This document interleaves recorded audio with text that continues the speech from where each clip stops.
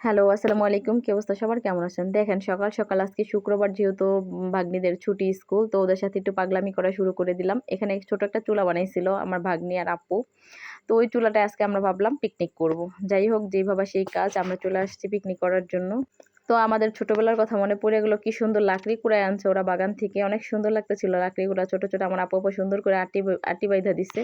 তো যাই হোক, গোছের পাতিলা ঘরে পাঠিয়ে দিলাম, কারণ ওইটা তো আর ছোট চুলায় হইতেছিল না এইজন্য। আর এখানে আমাদের যেহেতু নতুন একটা সাজ আনা হয়েছিল, ওইটা আমি সুন্দর করে পানি দিয়ে বাড়ায় নিতেছিলাম আরকি, যাতে না ফাটে। এটা কিন্তু আপনাদের জন্য একটা টিপস রইলো। আপনারা এরকম নতুন মাটির খাজ হইলে ওইটাকে এরকম বাড়ায় নিবেন পানি দিয়ে, তাহলে আর এটা ফাটে না।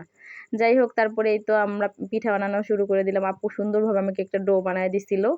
হচ্ছে এটাকে আপনারা কি পিঠা বলে চেনেন জানি না। এটা হচ্ছে আমরা বলি হচ্ছে সাজ পিঠা বা খাজ পিঠা। আমরা আমাদের আঞ্চলিক ভাষায় এটা বলি।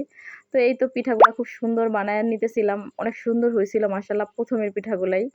যাই হোক, তো কে কোথা থেকে আমার ভিডিওটা দেখতেছেন অবশ্যই কমেন্ট করে জানাবেন। আর আমরা ভাই গ্রামের মানুষ, অত সুন্দরভাবে কথা বলতে পারি না। যদি কোনো ভুল ত্রুটি হয়ে থাকে অবশ্যই ক্ষমা দৃষ্টিতে দেখবেন। ভালো থাকবেন সবাই।